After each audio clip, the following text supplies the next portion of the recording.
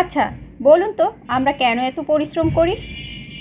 পেটের দায়ে আসলে আমরা পেটের দায়ে এত পরিশ্রম করি।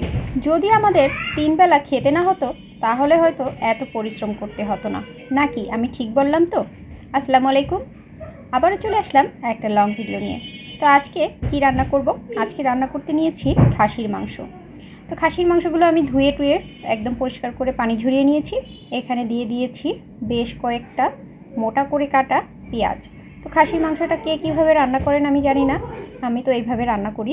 তো এখানে কিন্তু গরম মশলা দিয়ে দিয়েছি, আর এখানে এখন বাটা মশলাগুলো দিয়ে দিব, আদা পেস্ট, রসুন পেস্ট।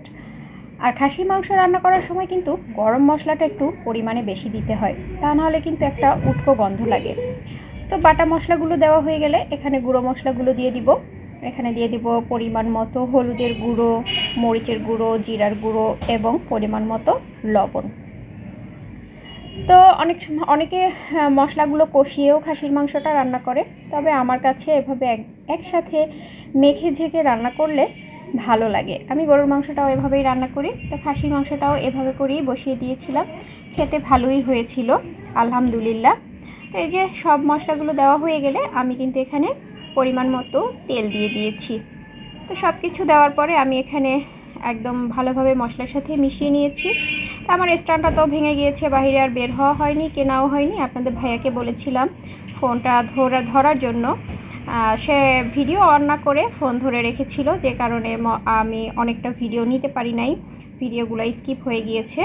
তো এই যে আমি কিন্তু সব মশলাগুলো একদম মাংসের সাথে ভালোভাবে মিশিয়ে চুলাটা অন করে দিয়েছি, আর এখন কিন্তু একদম ভালোভাবে কষিয়ে নেব। তো খাসির মাংস রান্নায় কিন্তু বেশি পরিমাণে পানি ব্যবহার আমি করি নাই, কারণ খাসির মাংস খুব অল্পতেই সিদ্ধ হয়ে যায়, আর মাংস থেকেই কিন্তু বেশ অনেকটা পানি উঠেছিল। তো সে মাংস থেকে যে পানিটা উঠেছে সেই মাংসের পানিতেই কিন্তু আমি মাংসগুলোকে সিদ্ধ করে নিয়েছি। আর খাসির মাংসটা একদম বেশি ঝোল করলে কিন্তু খেতে ভালো লাগে না, এটা একদম ভুনা ভুনা করলেই খেতে ভালো লাগে। তা আমি এই যে কষিয়ে মাংসটাকে পুরোপুরি রান্না করে নিয়েছিলাম, আর কষানো মাংসটা দেখেই তো একদম ইচ্ছে হচ্ছিল পাতিলের উপর থেকে খেয়ে ফেলি। আসলে আমরা এত পরিশ্রম করি শুধুমাত্র খাওয়ার জন্যই, আমার যেটা মনে হয় আমাদেরকে যদি 3 বেলা নিয়ম করে খেতে না হতো তাহলে হয়তো অনেক মানুষ আরাম আয়েশ করেই জীবন পার করে দিত। আপনারা কি বলেন? আমি কি ঠিক বললাম না ভুল বললাম? কমেন্টে জানাবেন।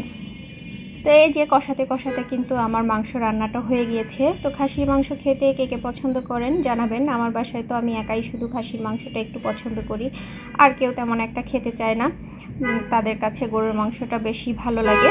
তো ভিডিওটা দেখার জন্য অসংখ্য ধন্যবাদ। ভালো থাকবেন সবাই। আজকের মতো বিদায় নিচ্ছি। আল্লাহ হাফেজ।